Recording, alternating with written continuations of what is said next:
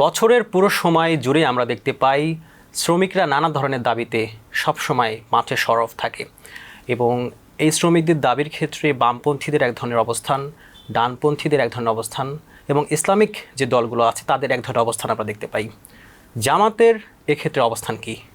এই বিষয়ে আজকে মিরর ক্যাফে আমাদের সাথে এই বিষয় নিয়ে কথা বলার জন্য স্টুডিওতে উপস্থিত আছেন অ্যাডভোকেট আতিকুর রহমান, সভাপতি বাংলাদেশ শ্রমিক কল্যাণ ফেডারেশন। আপনাকে মিরর ক্যাফেতে স্বাগত। ধন্যবাদ আপনাকে। আপনি তো শ্রমিক কল্যাণ ফেডারেশনের সভাপতি। শ্রমিক কল্যাণ ফেডারেশন আসলে কি কি উদ্দেশ্য নিয়ে কাজ করে যাচ্ছে? জি, ধন্যবাদ আপনাকে এবং যারা শুনছেন আমরা সবাইকে শুভেচ্ছা সালাম জানাচ্ছি। দেখুন, শ্রমিক কল্যাণ ফেডারেশন বাংলাদেশের বলা যায় সবচেয়ে পুরনো একটা শ্রমিক সংগঠন।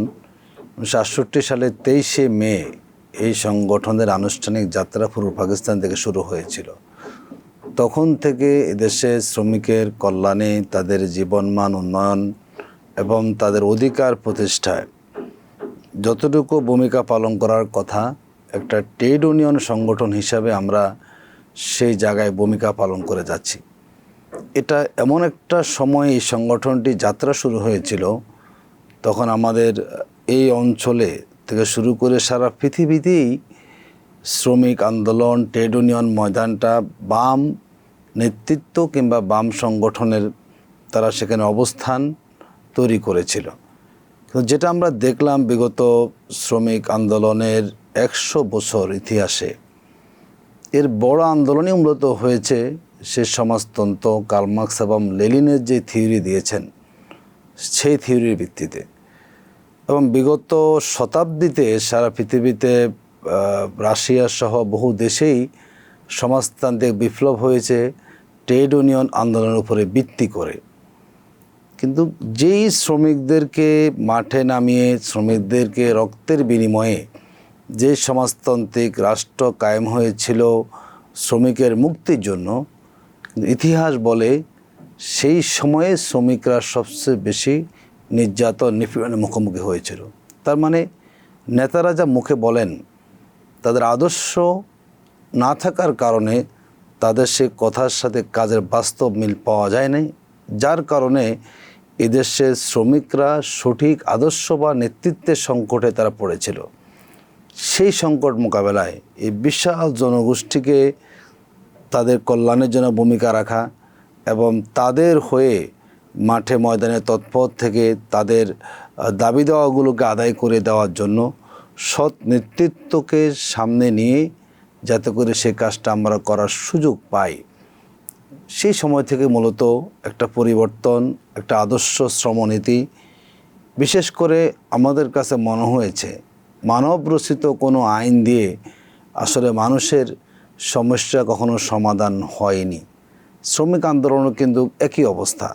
তো যদি এখানে একটি আদর্শিক ধারার আন্দোলনকে যদি সামনে এগিয়ে নিয়ে আসা যায়, তারা যদি এমন একটা ভারসাম্যপূর্ণ শ্রমনীতি, আল্লাহ রাসূল সাল্লাল্লাহু আলাইহি সাল্লাম যেই নীতির কথা বলেছেন, তিনি যে গাইডলাইনগুলো দিয়েছেন, শ্রমিকের গায়ের ঘাম শুকানোর আগেই মজুরি দিয়ে দাও, তোমরা নিজেরা যা খাও শ্রমিককে তোমরা তাই খাও, তোমরা নিজেরা যেই পোশাক পরিধান করো তোমরা ওদিন থেকে সেই পোশাক পরিধান, এই যে একটা ইসলামী নীতি ভারসাম্যপূর্ণ আমাদের দেশ থেকে শুরু করে সেই নীতিগুলো এখনও কোথাও নাই।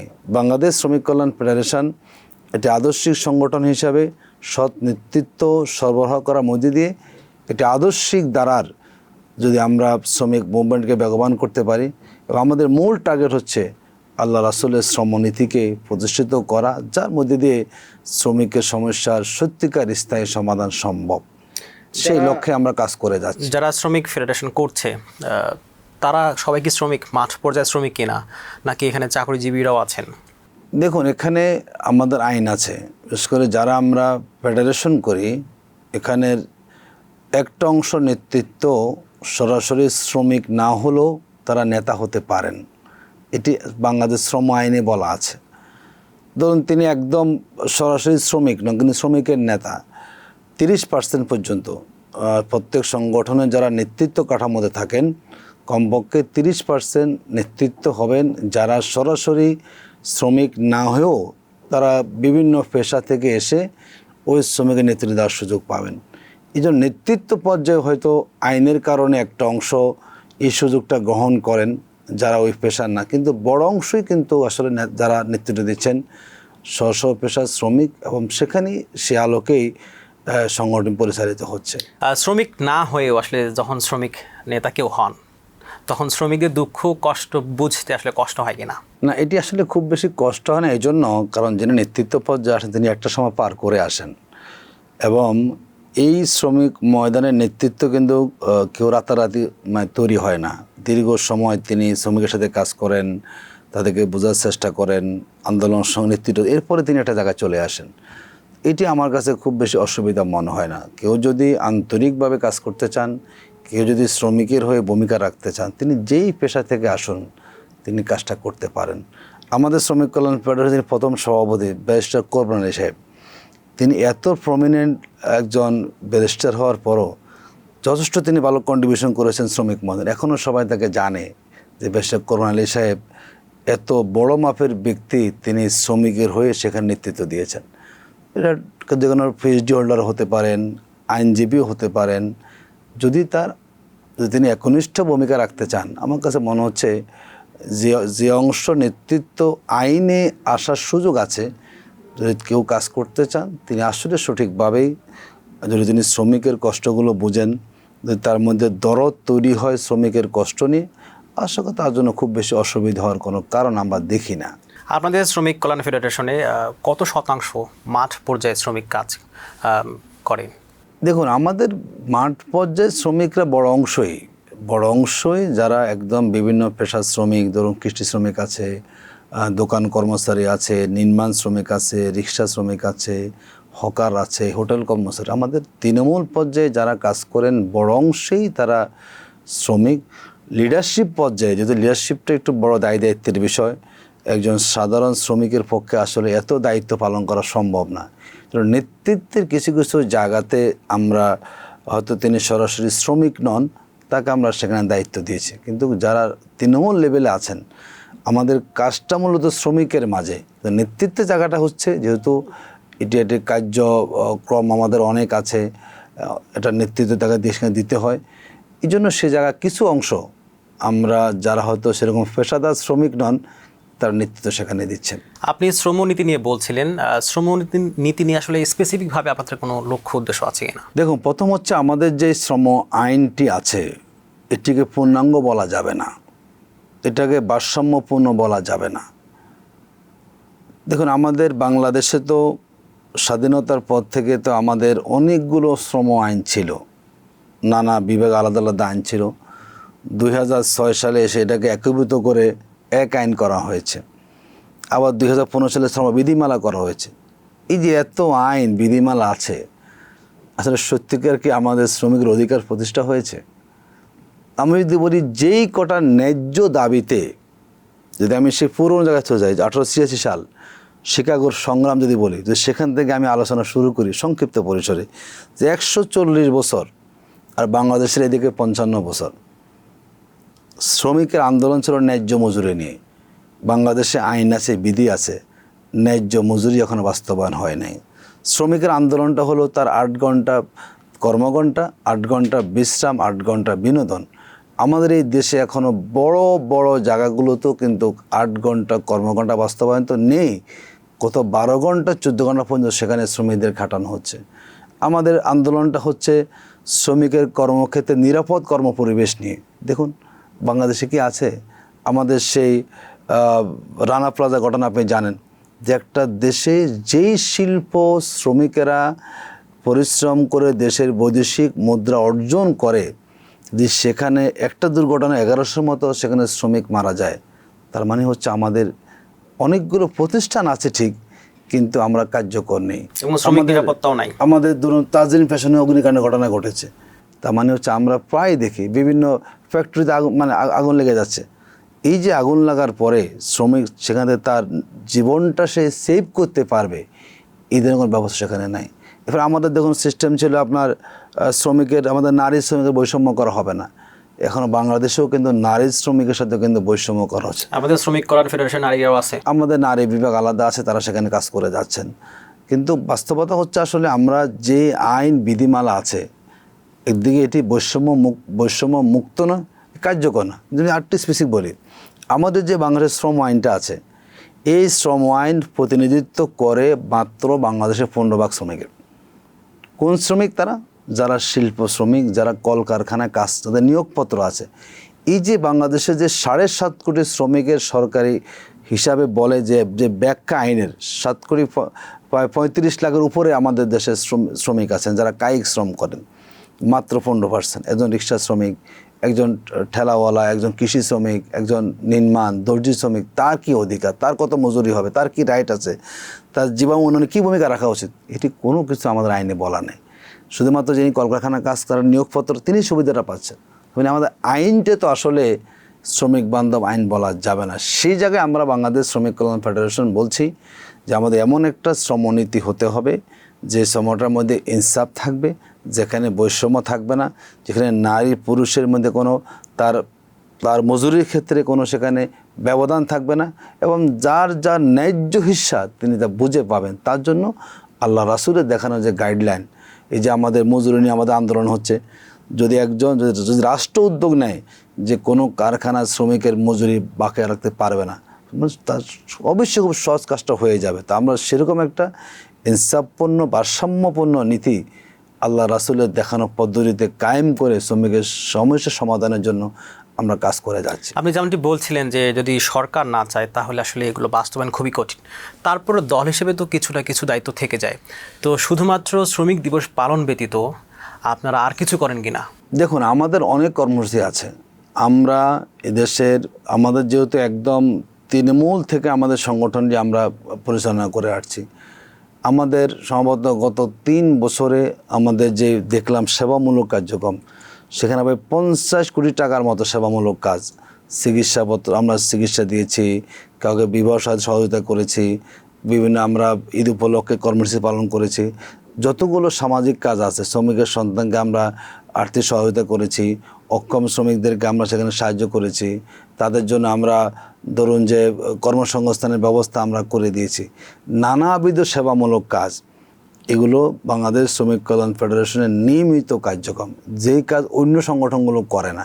কিন্তু আমাদের কাজের ভিতরে যেখানে শ্রমিকের সমস্যা আমরা দেখি, তার ব্যক্তিকেন্দ্রিক হোক, তার চিকিৎসার কেন্দ্রিক হোক, তার সন্তানের পড়ালেখার কেন্দ্রিক হোক, সেই জায়গাতে আমাদের সাধ্য অনুযায়ী সেই শ্রমিকদের সমস্যাগুলো সমাধান করার জন্য আমরা শুধু কেন্দ্রীয় সংগঠন নই, আমাদের মহানগরী, জেলা, উপজেলা, থানা, ট্রেড ইউনিয়ন, তৃণমূল লেভেলে সবাই সেই ভূমিকাটা পালন করে থাকে। এই কাজগুলো করার জন্য তো আসলে আলাদা করে আপনাদের দরকার মনে হয় নাই, কারণ এগুলো তো জামাত করতে পারে। আমরা দেখি প্রায়শই যে বিভিন্ন গার্মেন্টস যারা শ্রমিক আছে তারা আন্দোলনগুলো করে, সেখানে আমরা আপনাদের কাউকে দেখতে পাই না। দেখুন, রাজনৈতিক সংগঠনের কাজটা কিন্তু ভিন্ন, আর শ্রমিক আন্দোলনের কাজটা কিন্তু ভিন্ন। আমরা করি ট্রেড ইউনিয়ন আন্দোলন, শ্রমিকের অধিকারের জন্য সরাসরি রাজনৈতিক সংগঠনগুলো ইনভলভমেন্ট কিন্তু এটি একটু প্রয়োজনও নেই এবং এটি হওয়া সম্ভব না। শ্রমিকের আন্দোলন করতে হলে, মালিকের সাথে কথা বলতে হলে, দরকার সহযোগী করতে হলে ট্রেড ইউনিয়ন করতে হয়। আমাদের সংগঠনটা ট্রেড ইউনিয়ন সংগঠন। দেখুন, যারা বিএনপি করেন, বিএনপি যেরকম হলো কোনো সমস্যা, শ্রমিকের সমস্যা শ্রমিক নেতৃবৃন্দ দেখেন, ঠিক আমাদেরও শ্রমিকের কোনো সমস্যা আসলেই আমাদের ট্রেড ইউনিয়ন, আমাদের ফেডারেশন, বিভিন্ন পেশাভিত্তিক সংগঠন করে থাকে। শ্রমিকের দাবি আদায়ের যে সংগ্রামটা, এটি কোনো রাজনৈতিক দলের কর্মসূচির মধ্যে নাই, তারা সেটি করেন না। এই কাজটাই মূলত ওই রাজনৈতিক সংগঠনের প্রতিনিধি হিসাবে তার যে শ্রমিক উইংটা, তারা সেটি করে থাকেন। আমরা সেই কাজটা করি। ধরুন বিভিন্ন আপনার ফ্যাক্টরি গণ্ডগোল, সেখানে যাচ্ছি, আমরা সমাধান আমরা করে দিচ্ছি। এটি সরাসরি কোনো রাজনৈতিক দলের ব্যানারে করাটা আইনেও কিন্তু আমাদের সুযোগ নেই, কারণ আইনে বলা আছে ট্রেড ইউনিয়ন করতে হবে, নেতারা সমাধান করবেন এবং নেতাদের নেতৃত্বেই সমাধানটাই হলো যৌক্তিকভাবে বিবেচনা করা হয়ে থাকে, তারা শ্রমিকরা থেকে থাকে। আপনি বলছিলেন যে বিএনপি শ্রমিক দল আছে, এনসিপি তাদেরও তো একটা শ্রমিক উইং আছে, তো আপনাদেরও আছে। একটু জানতে চাই যে রাজনৈতিক দলগুলোর উদ্দেশ্য কিনা যে শ্রমিকদের পক্ষে একটু কথা বলে তাদের যে ভোট ব্যাংক আছে জাস্ট সেটাকে কবজা করা। আপনি খুব একটা যৌক্তিক প্রশ্নে তুলেছেন। এই জায়গাতে আমরা সকল রাজনৈতিক দলকে এক কাতারেই ফেলব, কারণ আমরা ভোটের মাঠে যত শ্রমিকের গুরুত্ব বুঝি, বলার চেষ্টা করি, কিন্তু আদতে এই শ্রমিকের অধিকার প্রতিষ্ঠা করা, তাদেরকে একটু ভালো থাকতে দেওয়া, তাদের জীবন মানটাকে উন্নয়ন করা, তাদের সুচিকিৎসার জন্য সে উদ্যোগ গ্রহণ করা, তাদের সন্তানদের শিক্ষার ব্যবস্থা গ্রহণ করা, আমরা কিন্তু 54-55 বছরেও সেই উদ্যোগ আমরা দেখিনি। আমি যে আপনাকে বলি, আমাদের দেশের বিগত 5 বছর যে বাজেট হয়েছে শ্রম কর্মসংস্থান মন্ত্রণালয়ে, সর্বশেষ বাজেট হচ্ছে 468 কোটি টাকা, এবং যেটা মূল বাজেটের 1%ও না। তো যেই দেশের 7.5 কোটি শ্রমিক আছে, যদি সে দেশে যদি শ্রম মন্ত্রণালয় যদি 1% বাজেট দাবি না হয়ে থাকে, তাহলে আপনি বুঝতেই পারছেন যত কথা নেতারা বলেন ভোটের মাঠে এসে, সেই কথার বাস্তব প্রতিফলন কিন্তু আমরা সেটা পাই না।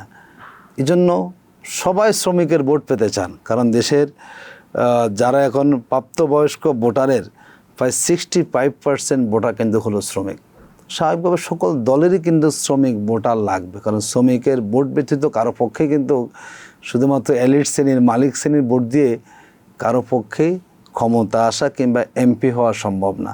তো সেই জায়গায় শ্রমিক ভালো গুরুত্ব পাচ্ছেন, কিন্তু শ্রমিকের যে সমস্যাগুলো সমাধান করা আন্তরিকভাবে, এটা আসলে বাংলাদেশে এখন পর্যন্ত কোনো দলকে আমরা আন্তরিকভাবে ভূমিকা রাখা উদ্যোগ নিতে আমরা দেখিনি। যারা বিভিন্ন প্রতিষ্ঠানে কাজ করার সময় ন্যায্য মূল্য পান না বা যে কোনো ধরনের জটিলতা ফেস করেন, তখন কি আপনারা তাদেরকে কোনো ধরনের আইনি পরামর্শ বা সহায়তা দিয়ে থাকেন কিনা? দেখুন, বাংলাদেশের একটা বড় সমস্যা হচ্ছে কি, যখন তখন শ্রমিক ছাঁটাই হয়ে যায়। আমরা আইনে আছে শ্রমিক ছাঁটাই করা যাবে না, কিন্তু অহরহ হচ্ছে, এবং প্রতিনিয়ত কোনো দিন পাওয়া যাবে যে কোনো শ্রমিক ছাঁটাই হচ্ছে না এবং মজুরি নিয়ে সমস্যা হচ্ছে না। সেখানে আমরা যাচ্ছি, কথা বলার চেষ্টা করছি, এবং শ্রমিকের যে নিয়মটা আছে, যদি কোথাও ছাঁটাই করা হয় তখন কলকারখানা অধিদপ্তরে আসতে হয়, অভিযোগ করতে হয়, সেখানে ভূমিকা রাখছি, কিন্তু সেখানে সমাধান না হয় লেবার কোর্টে মামলা করতে হয়। আমরা প্রথম চেষ্টা করি মালিকের সাথে বসে সমাধান করার জন্য। বিশেষ করে আমরা শ্রমিক কল্যাণ ফেডারেশন যে নীতিতে আমরা আছি, যে আমরা শ্রমিক মালিক ভেদাভেদ আমরা চাই না। আমরা মনে করি দেশের জন্য মালিকেরও অনেক অবদান, শ্রমিকের অবদান আছে। মালিক শ্রমিক যদি আমরা সুসম্পর্ক বজায় রাখতে পারি, শ্রমিক অসন্তোষ থাকবে না, শ্রমিক ন্যায্য মজুরিও পাবে। সে জায়গায় আমরা যদি সেখানে সমাধানটা না হয়, আমরা কলকারখানা আসি, অভিযোগ উত্থাপন করি, সেখানে সালিশি বৈঠক হয়, ডেট দেওয়া হয়, তারাও চেষ্টা করেন। যখন একান্ত নিরুপায় তারাও না পারেন, তখন শ্রমিককে আইনের আশ্রয় নিতে হয়, তাকে আদালতে আসতে হয়, লেবার কোর্টে আসতে হয়। সেই জায়গায় আমরা আমাদের জায়গা থেকে শ্রমিকদের যৌক্তিকভাবে আমরা সহযোগিতা করার চেষ্টা করে থাকি। মালিকদের যে স্বার্থ, সেটি অক্ষুণ্ণ রেখে শ্রমিকদের পাশে দাঁড়ানোর ব্যাপারটা, এটা আসলে কোনো কার্যকরী কিছু কিনা? এটা কি কখনো সম্ভব যে মালিকদের স্বার্থ অক্ষুণ্ণ থাকবে আবার শ্রমিকদের স্বার্থ অক্ষুণ্ণ থাকবে? দেখুন, এটি হয়তো বাস্তবে আপনার কাছে মনে না হতে পারে, কিন্তু আমরা যদি টার্গেট নিয়ে কাজ করি, কারণ মালিককে আপনি শ্রমিকের শত্রু বানিয়ে লাভ নেই। এই কাজটাই কিন্তু বামপন্থীরা করেছে। ফ্যাক্টরি ভাঙো, ফ্যাক্টরি তো কোনো অপরাধ করে নাই, করলে অপরাধ মালিক ব্যক্তি একজন করেছেন। কারখানা জ্বালিয়ে দাও, যদি কারখানা জ্বলে পড়ে ছাই হয়ে যায়, তো শ্রমিক তো সেখানে তার চাকরিই থাকবে না। আমরা মনে করি মালিককে আমরা আমাদের প্রতিপক্ষ বানাতে আমরা চাই না। মালিকও আমাদের পার্ট। হ্যাঁ, অনেক মালিক আছেন, খারাপও আছেন, আবার অনেক ভালো মালিকও তো আছেন। তো আমরা খারাপদেরকে মাঝে কাজ করতে চাই যে আপনি আপনার দায়িত্বটা বুঝুন। যেই শ্রমিক আপনার অধীনে কাজ করছেন, এটা দিয়ে তার ত্রুটি রয়েছে, তার পরিবার চলছে। যদি তাকে আপনি ঠকান, ইনসাফ না করেন, আপনারও জবাবদিহি আছে। আবার শ্রমিকদেরকে আমরা বলি যে তুমি তোমার কর্মক্ষেত্রে কিন্তু দায়িত্ব পালন করতে হবে, কারণ যদি তোমার ইনকামটা হালাল করতে হয়, কোনো অবস্থাতে কাজে গাফিলতি করা যাবে না। তো আমরা চেষ্টা করে যাচ্ছি, এবং ইতিমধ্যে আপনি দেখেছেন আমাদের যতগুলো বক্তব্য আমরা বলেছি, শ্রমিক মালিক বাই বাই আলোচনা করে আমার সমাধান চাই। শ্রমিক মালিক শত্রু প্রতিপক্ষ নয়, তাহলে ইন্ডাস্ট্রিও চলবে না, শ্রমিকের স্বার্থ সেখানে আসলে ঠিক থাকবে না। এই জায়গায় আমরা আমাদের চেষ্টা করে যাচ্ছি। আশা করি আমরা একসময় একটা উল্লেখযোগ্য এটা যে অগ্রগতি, সেটা আমরা পাবো, এটা আমাদের আত্মবিশ্বাস আছে।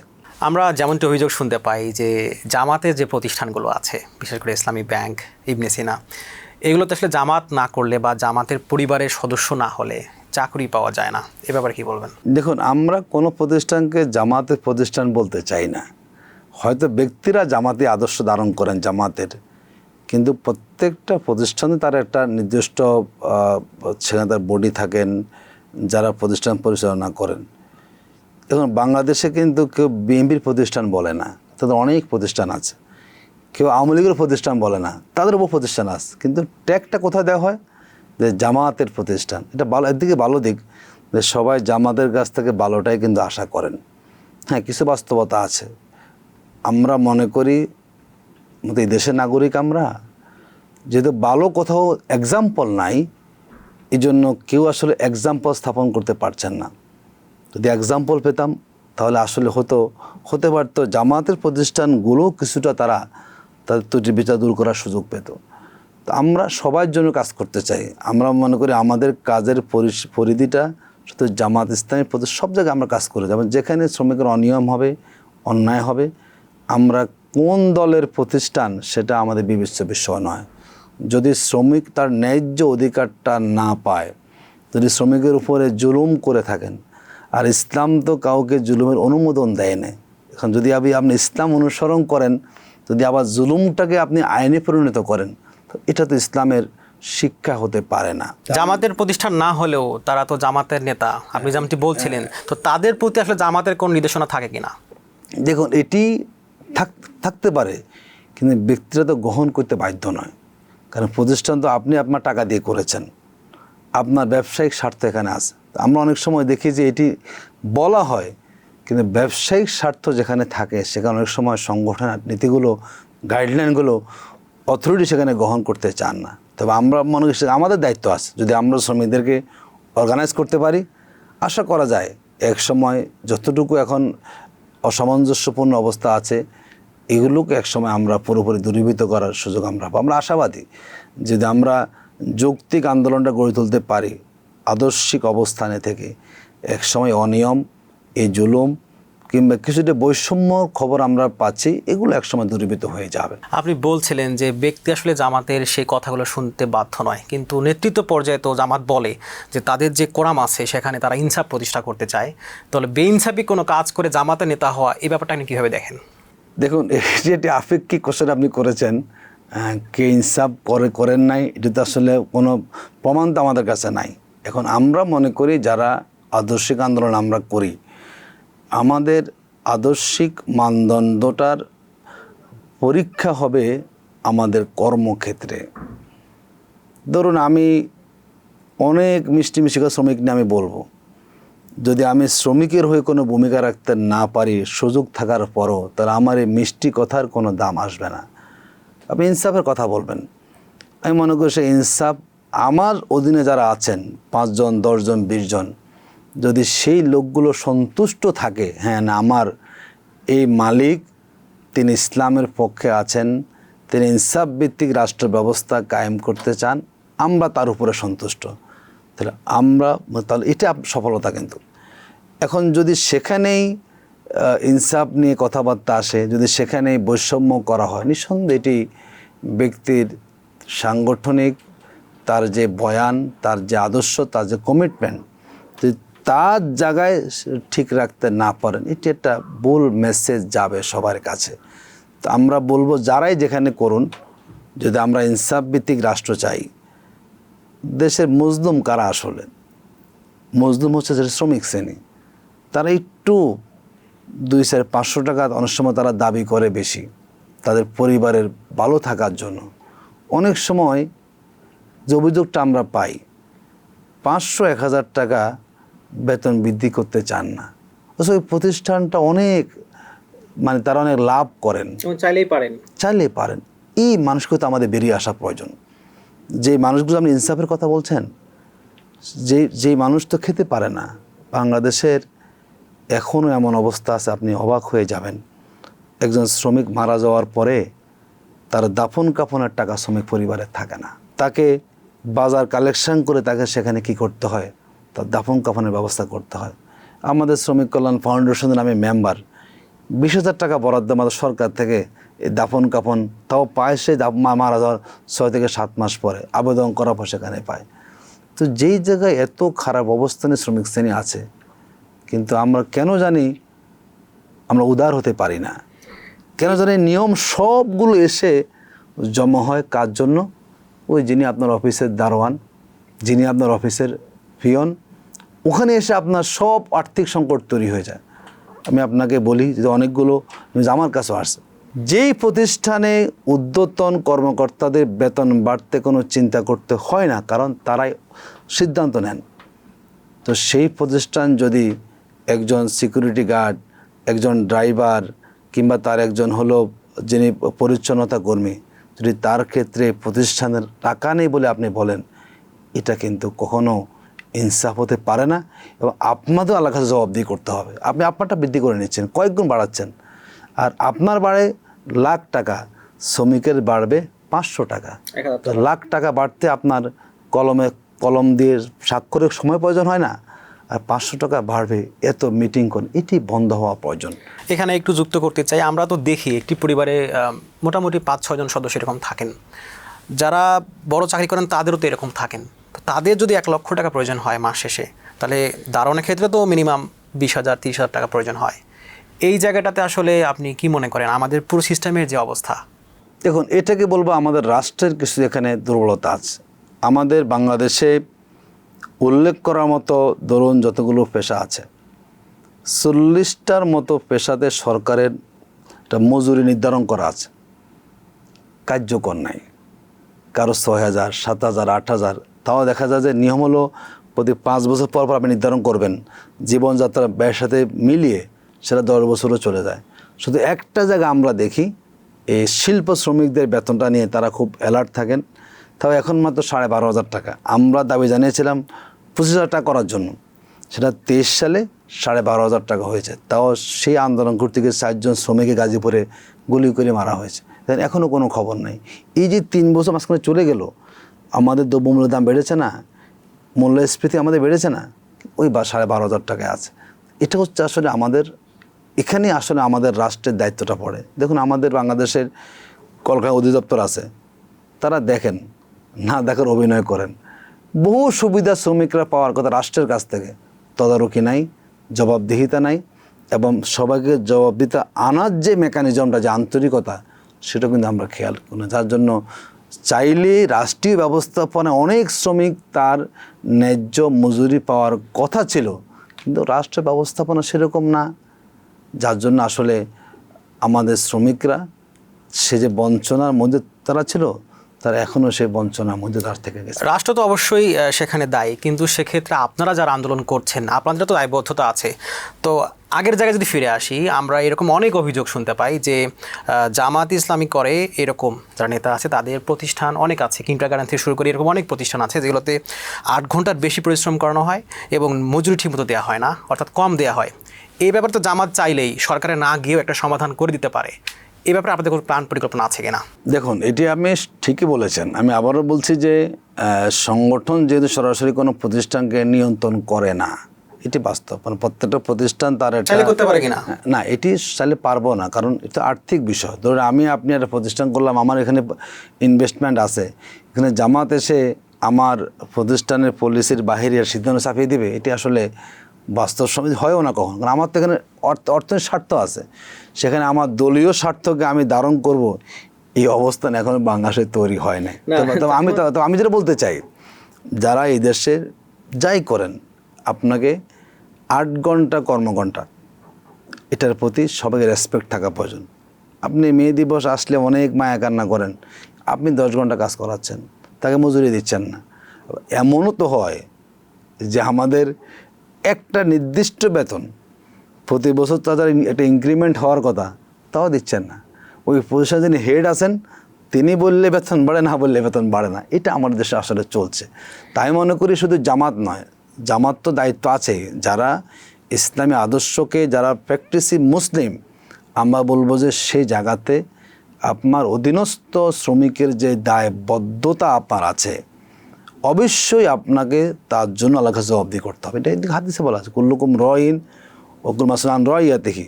অধীন যে থাকবে, যদি সে তার প্রতি কষ্ট পায়, সুবিচার না পায়, যদি তাকে আপনি ঠকান, আর আপনি আল্লাহর প্রিয় বান্দা হয়ে পরকালে মুক্তি পাবেন, এটি মনে করার কোনো সুযোগ নয়। কারণ হচ্ছে শ্রমিকরা আল্লাহর বন্ধু, আল কাসিবু হাবিবুল্লাহ। যদি আল্লাহর বন্ধুকে আপনি ঠকান, যদি আল্লাহর বন্ধুকে আপনি জুলুম করেন, আপনি আল্লাহর বন্ধু হবেন, এটি সহজে মনে করার কোনো সুযোগ নেই। না, এই যে আপনি বলছেন যে আল্লাহর বন্ধুকে যারা ঠকাচ্ছে, এটা তো অনৈতিক কাজ।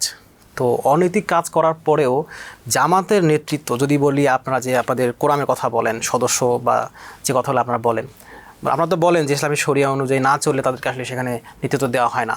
তো এই ব্যাপারে জামাত স্ট্রিক্ট হতে পারে কিনা যে শুধুমাত্র আমাদের যারা নেতা হবে তাদের অন্তত পক্ষে এই বিষয়গুলো ইনশিওর করতে হবে? আমি মনে করি দেখা উচিত, যদি আপনি একজন জাতীয় নেতা হন, তাহলে জাতীয় নেতা হওয়ার ক্ষেত্রে তার যে দিকগুলো আছে, ধরুন তিনি যদি কোনো অফিসিয়াল কাজ করেন সেখানেও খবর নিতে হবে, যদি তার কোনো ইন্ডাস্ট্রি থেকে থাকে তাও খবর নিতে হবে।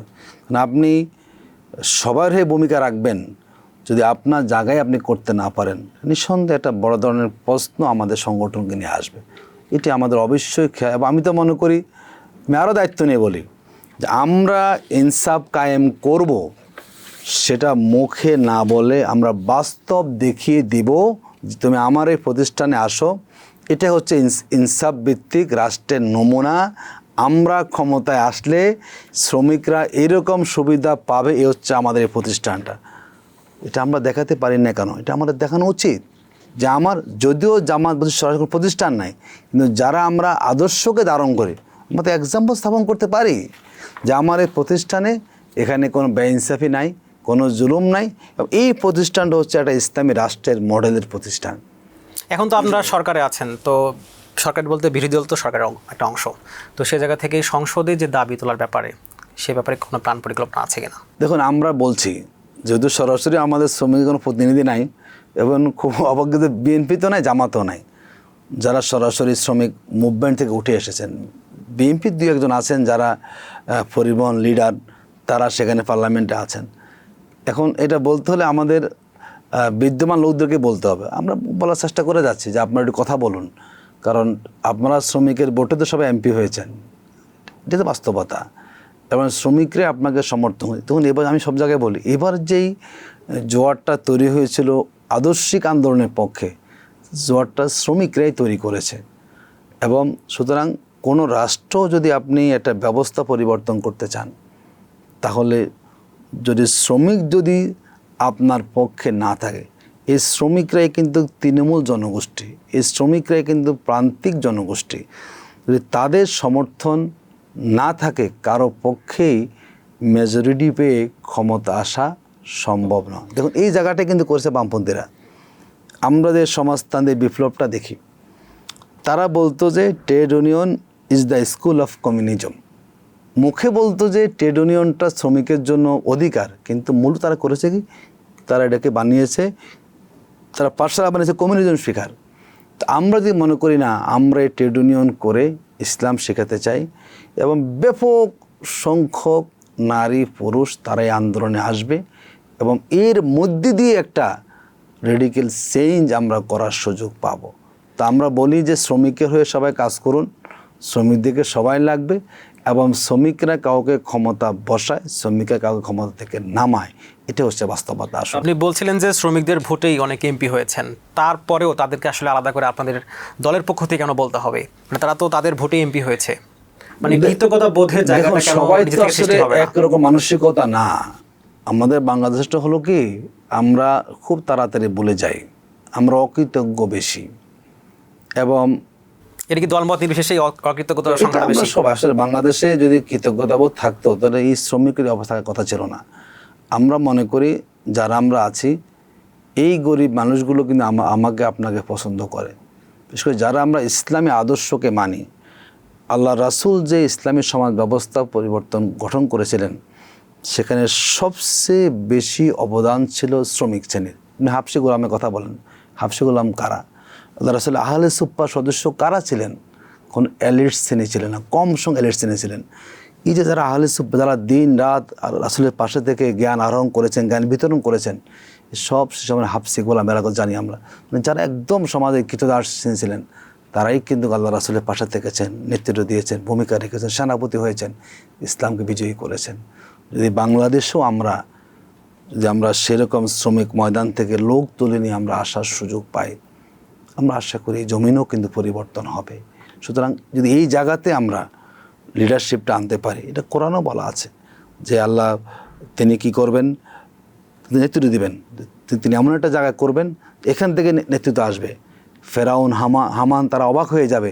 ঠিক বাংলাদেশেও কিন্তু অনেক সম্ভাবনা জায়গা এটা আছে, যদি এখানেও গুরুত্ব দেওয়া হয়, সবাই সাপোর্ট করে, আমরা মনে করি বাংলাদেশের ইসলামপন্থীদের ক্ষমতা আসার ক্ষেত্রে এই শ্রমিক ময়দানটা সবচেয়ে বেশি ভবিষ্যতে সহায়ক ভূমিকা পালন করতে পারে।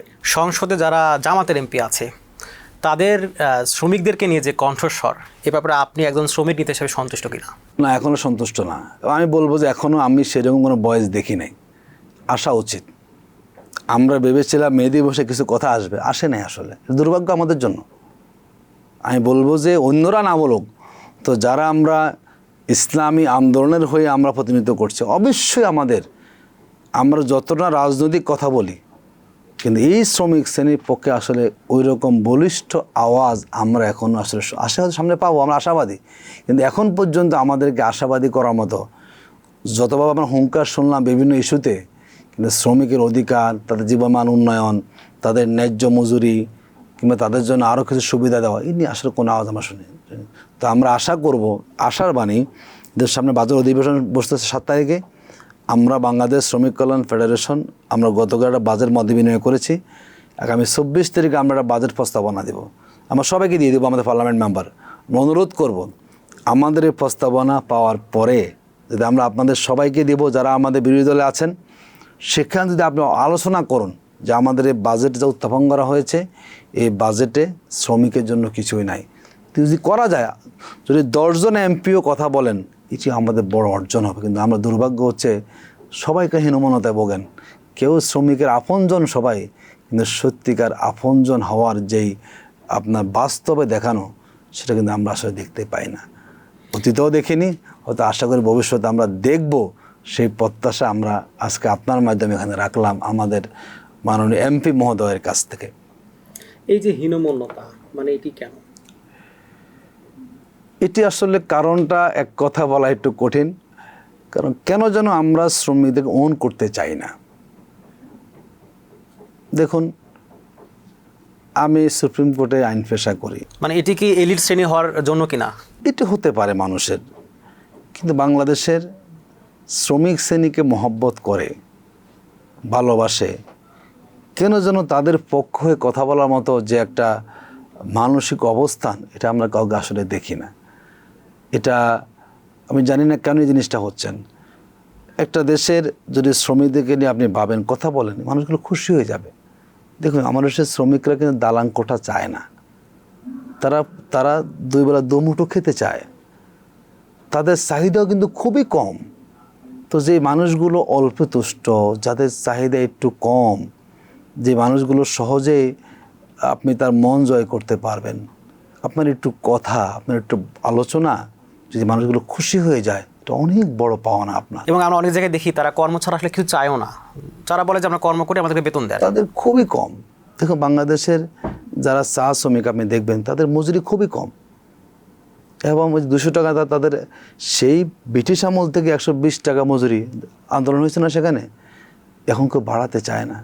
তো এখন অনেক জিনিস ডেভেলপ হয়েছে।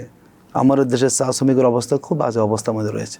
তো সবাই আমরা জানি, আসলে মায়া কান্না সবাই আমরা করি ভোটের সময়, কিন্তু উদ্যোগটা বাস্তবায়নটা আসলে না। তো আমি আশা করব, যেহেতু জামাত ইসলামের এবার 77 জন নারী সহ এমপি আছেন, এটা বড় কণ্ঠ, আমরা প্রত্যাশা রাখব এই কণ্ঠগুলো রাজনীতির বয়ানের পাশাপাশি এদেশের 7.5 কোটি শ্রমিকের অধিকারের কণ্ঠ আপনারা হবেন। এই মানুষগুলোর মন জয় করুন, এই মানুষগুলো আপনাদেরকে আপন করে নেবে। এই শ্রমিকরা কখনো আপনাকে ঠকাবে না, এই শ্রমিক কখনো আপনাকে প্রতারিত করবে না, এই শ্রমিক কখনো বিশ্বাসভঙ্গের কাজ করবে না। যদি আমরা আওয়াজ তুলতে পারি যে জামাত ইসলামের 77 জন এমপির পার্লামেন্টের প্রত্যেকটা স্পেসে যদি বক্তব্য যদি কমপক্ষে আধা মিনিটও থাকে তার এলাকার শ্রমিকের স্বার্থ নিয়ে, আমার কাছে মনে হচ্ছে আমরা সৌভাগ্যবান হব। এই দেশের শ্রমিকরা মনে করবে না আর কেউ না বলুক, অন্তত ইসলামপন্থীরা আমাদের নিয়ে সরব আছে। এই দৃষ্টান্ত এবার স্থাপন করার সুযোগ আমাদের আছে। আমি আশা করব একজন শ্রমিক সংগঠনের ক্ষুদ্র একজন দায়িত্বশীল হিসাবে আমাদের ইসলামপন্থীর অন্তত এবার এই দৃষ্টান্ততা স্থাপন করুক না, আমরা আপনাদের সাথে আছি, আপনাদের জন্য আমরা লড়াই করতে চাই। আপনার ব্যক্তিগত প্রসঙ্গে একটু আসতে চাই। আমরা তো জানি যে আপনি শিবিরের সাবেক কেন্দ্রীয় সভাপতি ছিলেন, তো আপনার যাত্রাটা শিবিরে কবে থেকে ছিল? দেখুন, আমি 1995 সালে মূলত শিবিরের দাওয়াত পেয়েছি, যতটুকু আমার মনে পড়ে। তখন কোন ক্লাসে পড়তেন? আমি তখন ক্লাস 8-এ পড়ি। 8-এ পড়ি, আমার খুব মনে আছে।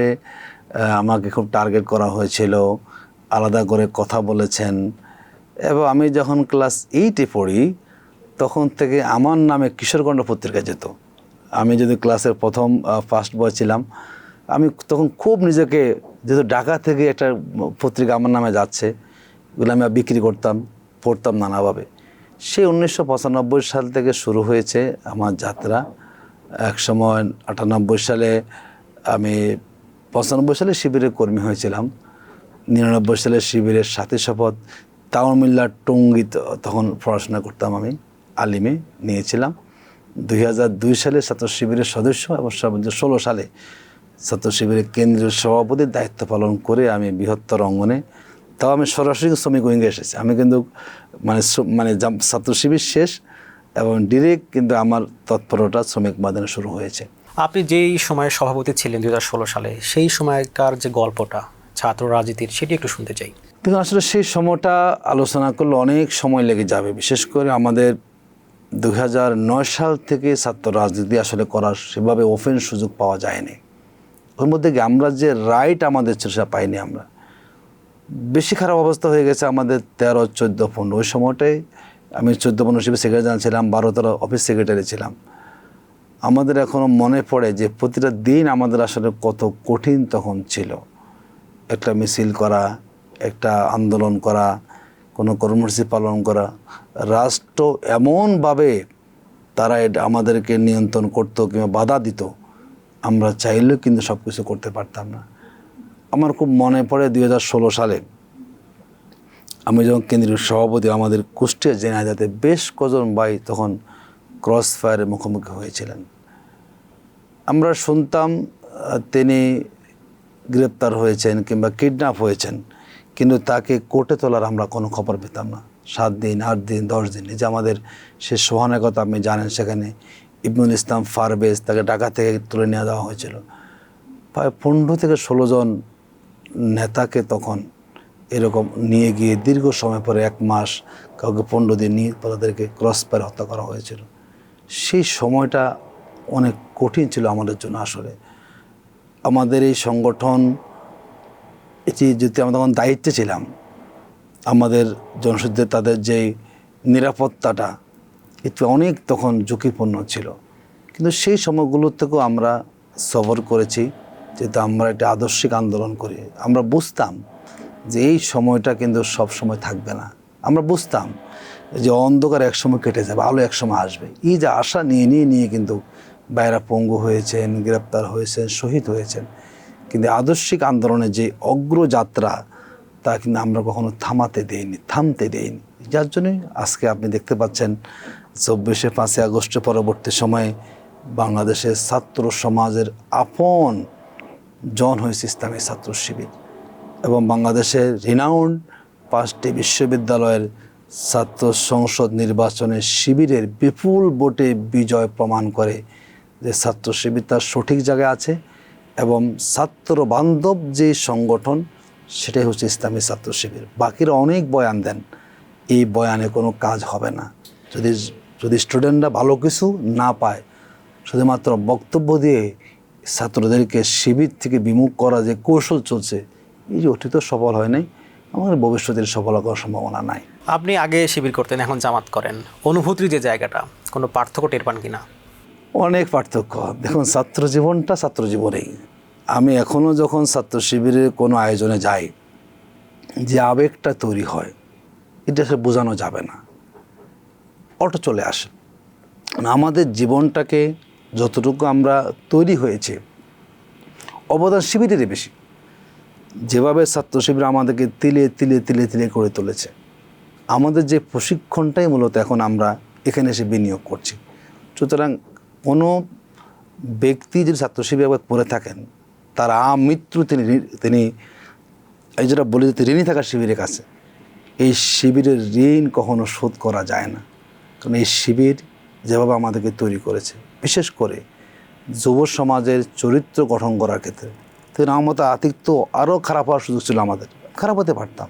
কিন্তু এই শিবিরটা আমাদেরকে গাইড করে করে করে করে করে করে আজকে একটা জায়গায় নিয়ে এসেছে। সুতরাং এই শিবিরের অবদান কখনো ভোলা যাবে না। মৃত্যু শিবিরের কাছে আমরা দায়বদ্ধ, কৃতজ্ঞতা চিত্তে আমরা শিবিরকে স্মরণ করি। তবে এখনও তো সুযোগ নাই, যেতাম যে আবার শিবির করে আসি। যেহেতু শিবিরের টাইমে নির্দিষ্ট, চাইলে শিবির করা যায় না, কিন্তু শিবিরটা আবেগ, শিবিরটা আমাদের দরদের। শিবির করা অবস্থায় কোনো স্পেশাল স্মৃতি আছে কি না, যেটি এখন আপনার বারবার মনে পড়ে? দেখুন, শিবিরটা আসলে আমাদের স্মৃতি, আমাদের জীবনের বড় একটা অংশ আমরা ব্যয় করার সুযোগ পেয়েছি। এটি আমাদের সবচেয়ে বড় স্মৃতি। আসলে এই স্মৃতি আসলে কোনো একটা কথা, কোনো একটা গল্পে শেষ করা যাবে না। আমি তো ছাত্র শিবির করেছি প্রায় 21 বছরের মতো। এর ভিতরে বহু ধরনের স্মৃতি আমাদের। তো যেটা আমার কাছে মনে হয়, ছাত্র শিবির আল্লাহর রহমতের উপরে টিকে আছে। কারণ যেই সময়টা আমরা পার করে এসেছি, বিশেষ করে 2014, 15, 16, আমরা কখনো কল্পনাও করতে পারিনি যে আমরা আবার সগৌরবে আমরা দাঁড়াতে পারবো। প্রতিটা দিন মনে হতো মনে আজকে শিবিরের শেষ দিন, কালকে মনে আর এই নামে কাজ করা যাবে না। আমার খুব মনে আছে, আমি যখন কারাগারে ছিলাম 2013 সালে, ওদের দায়িত্বশীল গিয়ে আমাকে কারাগারে বলেছেন যে আপনি ছাত্র শিবিরের সর্বশেষ অফিস সম্পাদক, মানে শিবির নিষিদ্ধ হয়ে যাবে, আর শিবির নামে কেউ তার পদ বলার সুযোগ সেখানে পাবে না। আমি যখন 16 সালে ছাত্র শিবিরের কেন্দ্রীয় সভাপতি, তখন তো আমাদের আমিরে জামাত, তিনি সেই বছর শহীদ হয়েছেন 11ই মে। এটা অনেক কঠিন ছিল আমাদের জন্য তখন আমরা ছাত্র সংগঠনের সভাপতি ছিলাম, চাইলাম অনেক কিছু করতে পারতাম না। এবং রাষ্ট্রীয় নিপীড়ন তখন তো চূড়ান্ত মাত্রায় পৌঁছে গিয়েছিল। তখন গুম খুন তো চলছিল, তখন আয়নাগরে কত সেখানে আমরা তখন বারবারে বেশ আরমান, তখন তিনি ওই সময় মানে গুমের শিকার হয়েছিলেন। আসলে আমাদের কাছে মনে হতো, অনেকে আমাদেরকে বলতেন যে এই ছাত্র শিবিরকে তো আসলে আর কন্টিনিউ করা যাবে না, অনেকে পরামর্শ দিতেন আমাদেরকে। কিন্তু আমার কাছে মনে হচ্ছে যারা আমরা ফিল্ডে আছি, আমরা পরিস্থিতি বোঝার চেষ্টা করছি। কতবার জেলে গিয়েছিলেন? আমি 2 বার জেলে গিয়েছিলাম, প্রায় 8.5 মাস। 13 সালে কারাগারে গিয়েছিলাম, এরপর আর সৌভাগ্য হয়নি। 2 বারে 13 সালের পরে আর কারাগারে যেতে হয়নি, মামলার হাজিরাগুলো দিয়েছিলাম। তো আমি যেটা বলছিলাম, অনেক ঘটনা এমন ঘটেছে, আল্লাহ আমাদেরকে সরাসরি কী করেছেন, মানে সাহায্য করেছেন মনে হচ্ছে। আমি সেদিন সিলেটে গিয়ে ওই গল্পটা করেছিলাম যে সুনামগঞ্জ আমি সফরে গিয়েছিলাম।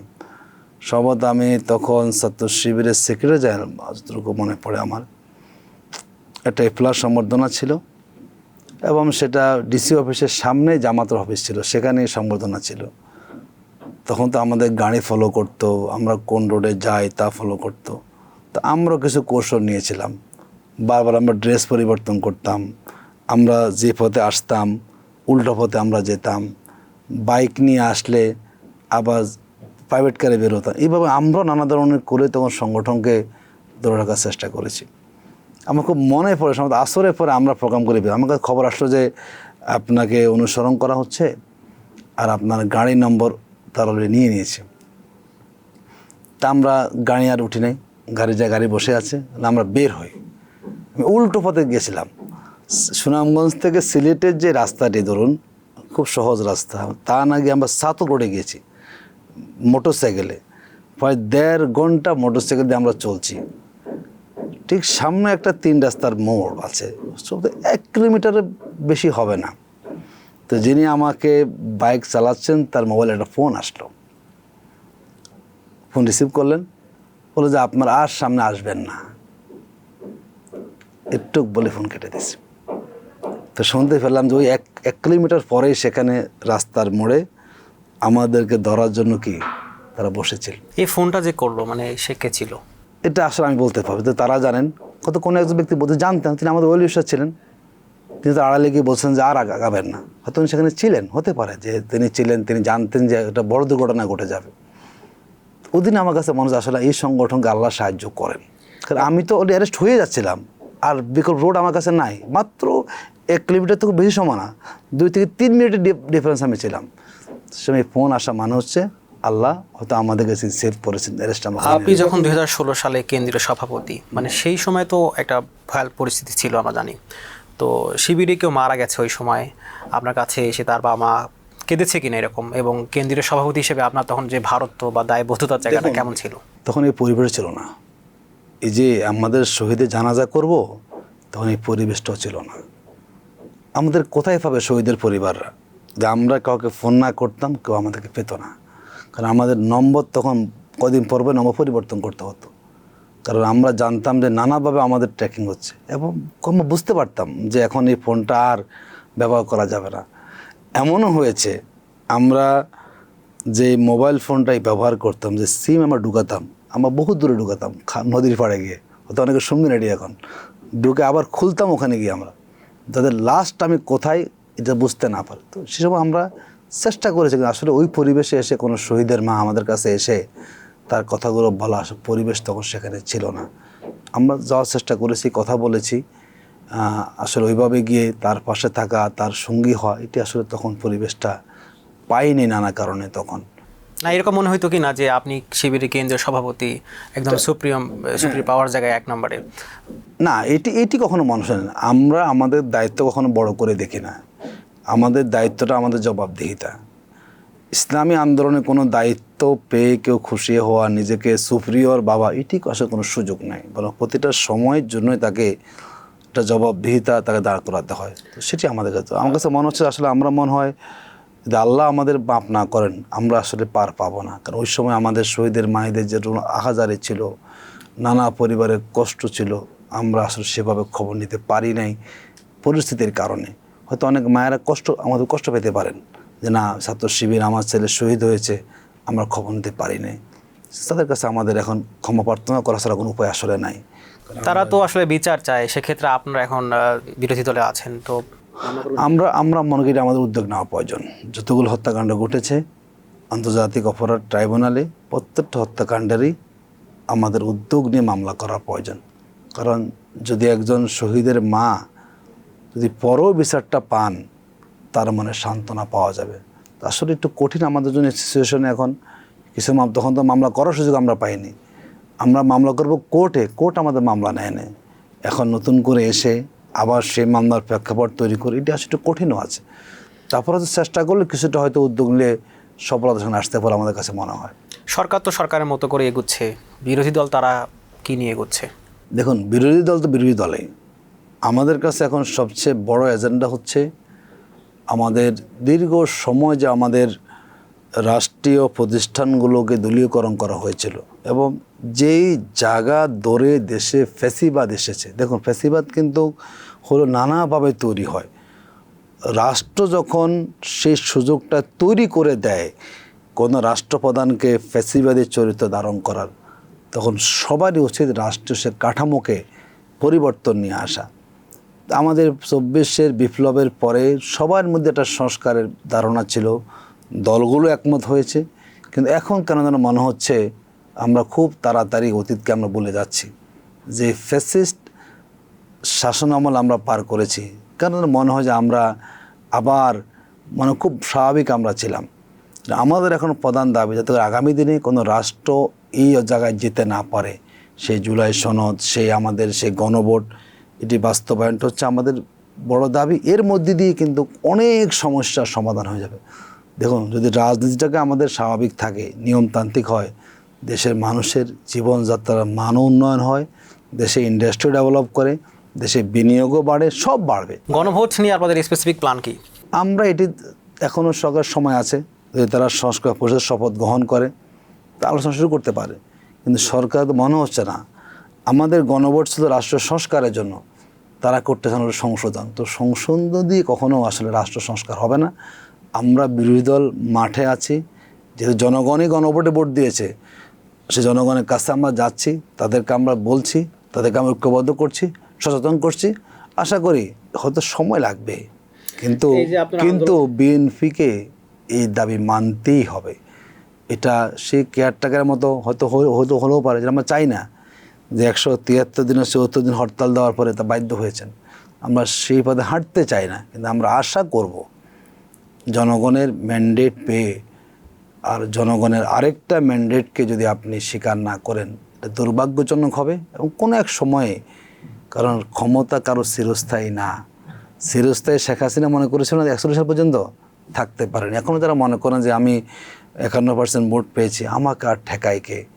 শুধু এই ঠেকানো আপনি দেখবেন না, এমনভাবে আপনি ঠেকে যাবেন, আবার তখন আপনাকে এই নিয়ে কান্না করতে হবে। আমরা চাই না আবার এই গণভোট, এই সংস্কার নিয়ে দেশের পরিস্থিতি খারাপ হোক। আমরা আশা করব সরকার দেশের স্বার্থে, জনগণের স্বার্থকে বিবেচনা করে এই গণভোটটাকে মেনে নিয়ে দেশে একটি সুষ্ঠু রাজনৈতিক পরিবেশ তারা তৈরি করবে। ধরেন যে বিএনপি গণভোট মানল না, সেক্ষেত্রে বিএনপি তো একটি পক্ষ আছেই, সেখানে যারা আওয়ামী লীগের আছে তারাও যুক্ত হলো, সেই সাথে যারা মুক্তিযুদ্ধ সহ বিভিন্ন ইস্যুতে জামাতের সাথে একমত না তারাও সেই পক্ষে গেল। এত কিছুর পরেও আসলে এই যে ম্যান পাওয়ার তাদের দিকে ভারী হয়ে যাচ্ছে। আপনাদের যে ম্যান পাওয়ার 11 দলের, কতটুকু সম্ভব আসলে আন্দোলন সৃষ্টি করা? ইতিমধ্যে আপনাদের আন্দোলনগুলো যুক্তিগত বিষয় দিক থেকে অনেকেই বলছে যে সেইভাবে ইম্প্যাক্ট ফেলতে পারছে না। দেখুন, এটা কিছু কারণও আছে। কারণ আমরা যে পরিবর্তনটা চাই, এই পরিবর্তনের পক্ষে আমাদের দেশের যারা গুরুত্বপূর্ণ ব্যক্তি অনেকে তা চাচ্ছেন না। আমরা সুশাসন চাই, আমরা দুর্নীতির মধ্যে বাংলাদেশ গড়তে চাই, আমরা জবাবদিহিতা চাই, আমরা স্বচ্ছতা চাই। এই জায়গাগুলোতে কিন্তু একটু আমাদের সময় লাগবে সবাইকে তৈরি করতে। তবে আমরা মনে করি জনগণের যৌক্তিক আন্দোলন কখনো ব্যর্থ হয় না। আর এই সংস্কারটা জনগণই তো চাচ্ছে। যে দেশের 70% জনগণ সংস্কারের পক্ষে, সেখানে অন্য শক্তি কখনো এর থেকে বড় হতে পারে না। আমাদের দায়িত্ব হচ্ছে এই 70% মানুষকে আগলে রাখা, তাদের পক্ষে ভয়েস রেজ করা। আশা করি এই কণ্ঠের কাছে অন্য কণ্ঠ তো আসবে, কিন্তু সময়ের ব্যবধান হারিয়ে যাবে।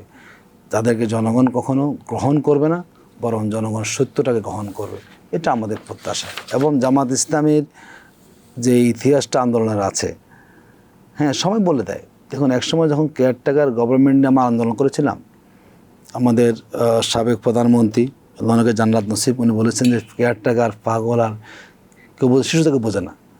তো একসময় ওনারা মানতে বাধ্য হয়েছেন। এবারও বাংলাদেশে জেনজি এখনও আছে। এই জেনজিরা কিন্তু এখনও হয়তো এখন লড়াই মাঠে না, কিন্তু লড়াই তারা কিন্তু এখন বন্ধ করে নাই। সুতরাং তারা আবার জেগে উঠবে।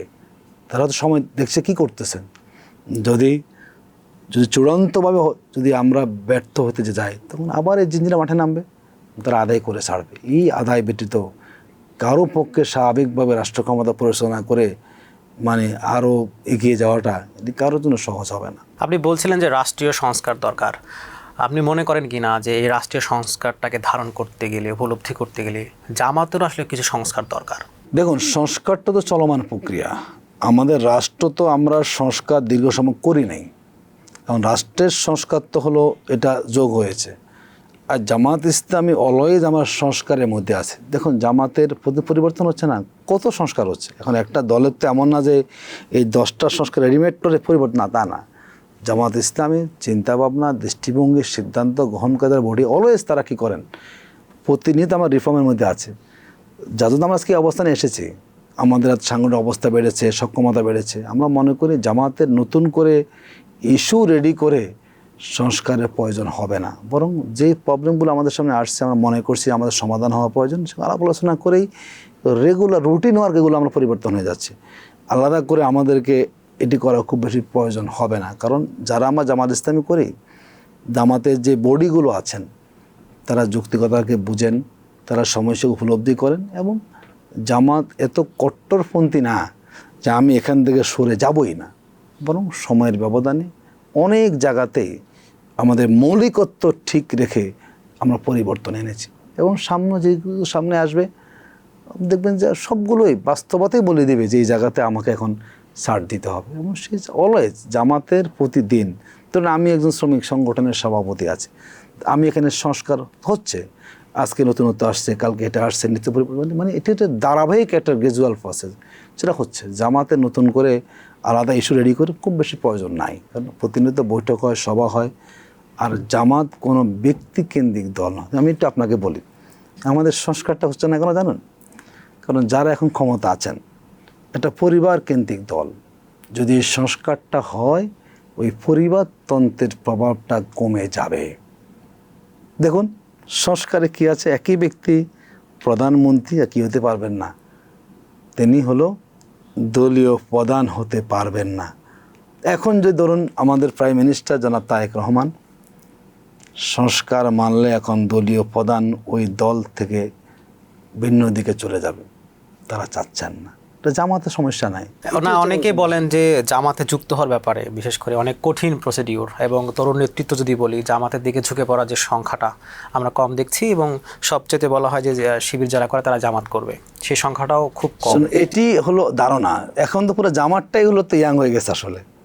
ধরুন যে জামাতে যারা নেতৃত্ব দিচ্ছেন, এবার পার্লামেন্ট যারা ইলেকশন করেছেন 60% নমিনি হচ্ছেন কি যারা, যাদের বয়স 40-এর নিচে। তো গোটা জামাত তো এখন আসলে ইয়াং ফোর্স হয়ে গেছে। এই যে মেয়র পার্টি দিচ্ছেন, তাও তো ইয়াং দিচ্ছেন। আমাদের ঢাকার দক্ষিণে আমরা শুনতেছি, গাজীপুরে আমরা শুনতেছি। আসলে এটা হলো মানুষের বলেন, কিন্তু পুরো জামাতে যারা থানা পর্যায়ে লিডার আছেন ম্যাক্সিমাম হচ্ছে আসলে ইয়াং লিডার।